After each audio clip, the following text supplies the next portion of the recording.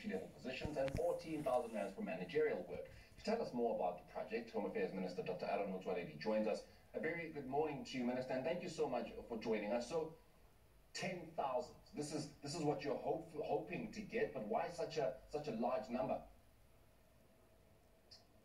Because the records they are supposed to deal with are more than 350 million and still continue, because every year close to 1 million babies are born. So these are 350 million records which stretches back from 1895. It's a big load. It needs a large number of people to deal with. You know, as you're speaking about digitization, Minister, there are many factors to this. So on one side, I must applaud the Department of Home Affairs for finally going digital in terms of being able to capture this data.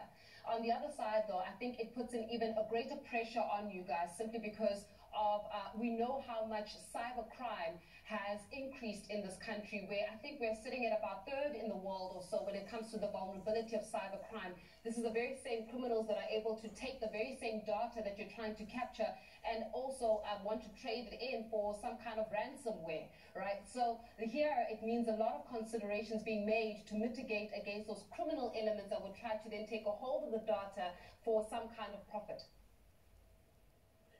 Yes, of course, Faith. We have to weigh the advantages versus the disadvantages.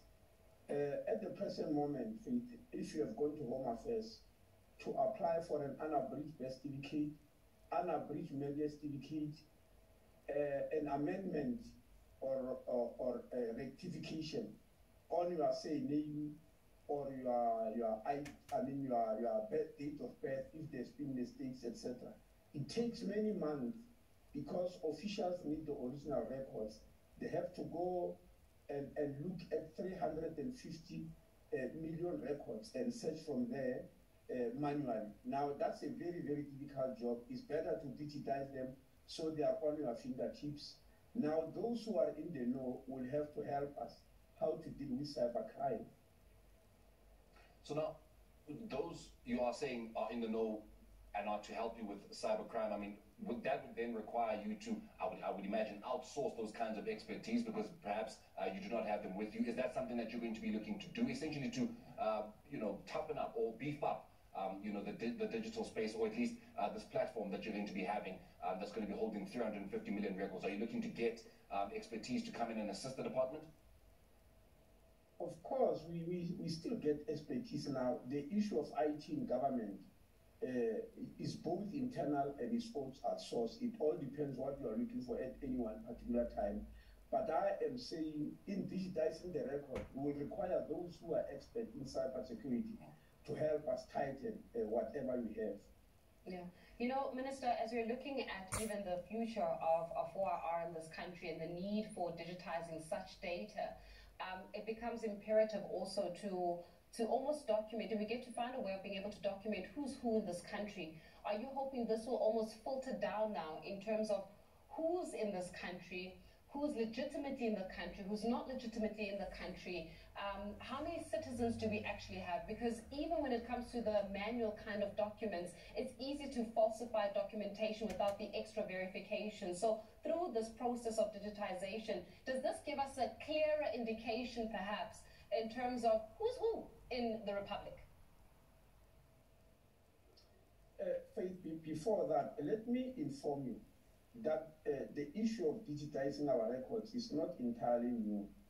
Our records are being digitized by State South Africa for the past 5 years, but unfortunately, they are digitizing only 5 million records per annum. So that process is already on. The problem is that it is done on a small scale. We are just massifying what's already there. Now, your question about who is who in South Africa, these records say are the names of only those who are citizens. They are records which you find on the National Population Register. The National Population Register only records people who are South Africans. If there is somebody who says South African by default, maybe by fraudulent means, this is not the process to catch them. The process to catch them is what has already happened. If you know, a month ago, I went to the Portfolio Committee to give a report by a team which I appointed in February 2021, which was chaired by the former Director General in the presidency, Dr. Cassius Lubisi, working with the people who used to work for the former Scorpions, data analysts of the SIU, and some of the people who were investigators in the State Capture Commission, the Zondo Commission. I put them all together to review all the records of permits of people who were permitted to be in South Africa since 2004. And I'm sure you are aware of the results they've given. They've unveiled quite a number of things, of people who were naturalized illegally, and etc. And they made a recommendation that we must appoint a multidisciplinary team of advocates, data analysts, etc. Because a lot of dockets are going to be drawn, people are going to be charged, some are going to be looked for with a view to deport them.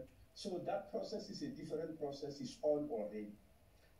Minister, the matter of digitization, or rather at least this initiative, doesn't only address the matter of digitization and how faster you need it to be, but it also touches on the matter of unemployment. That's what now you are addressing in this particular case, where you are now giving 10,000 young graduates employment, and given the struggles of this country with unemployment, some would say kudos to the minister, kudos to the Home Affairs Department. But then comes the question, once those 350 million records have been put on the system, what happens to these 10,000, and I would imagine even more, young graduates who would then have possibly nothing to do afterwards?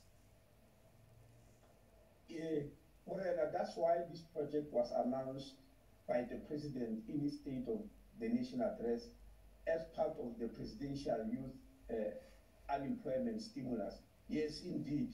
And that's why out of the 2.4 billion rand budget, 90% goes to pay the stipend for these unemployed young graduates. So yes, it is serving two purposes: digitize our records, but at least have something to earn for the next 3 years.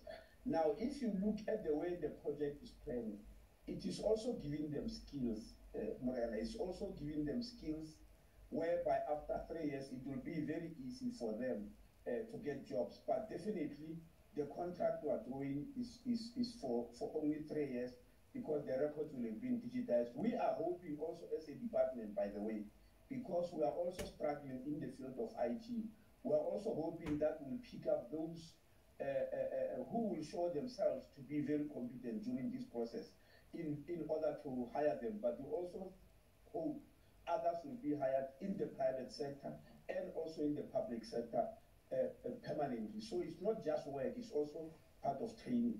Yeah, work experience and the like. Minister, how does a young person actually get to be a part of it? Let's talk a little bit here about the nitty-gritties of application. So who are you looking for? What level of qualification are you looking for in terms of these young people? And more than anything else, what is the process of application? What are you looking for?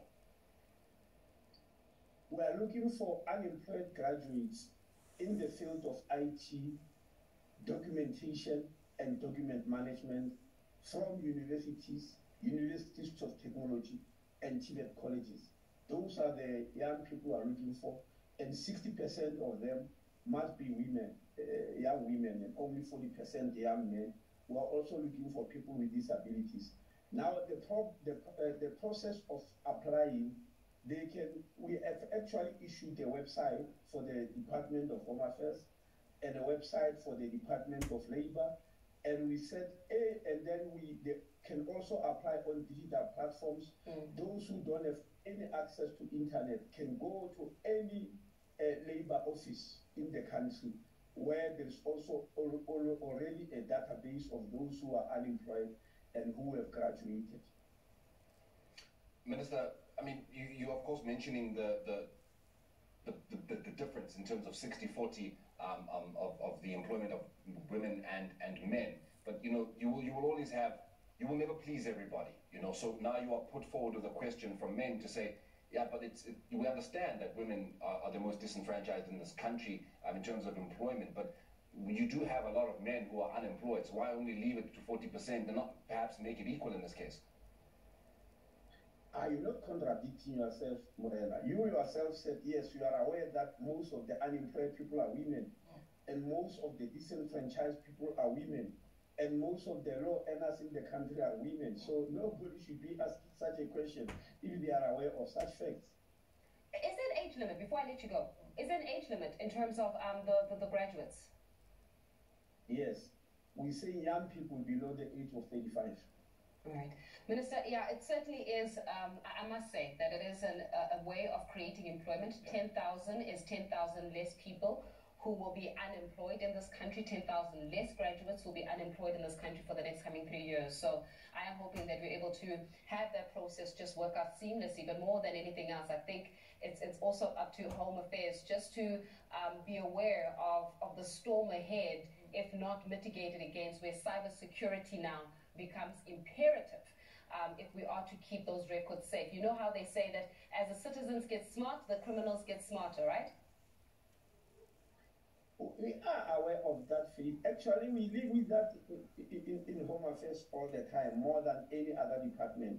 Remember that we are working more with digital technology than any department I know of. If you look at our passports, our IDs, birth certificate, death certificate, we are the department that identifies people. And people would like to have different identities all the time for sinister motives. So we are quite aware of that. We are lively to that. And every single day, we are trying to find methods to evade it. But you can't run away from technology.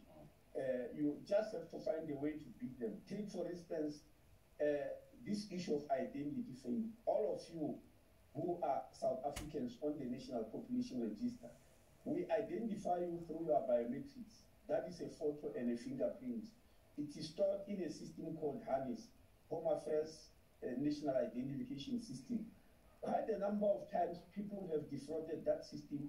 So as I'm speaking now, we are migrating South Africans to a new system called ABIS, Automated Biometric Information System, which doesn't have 2 biometrics but has 5.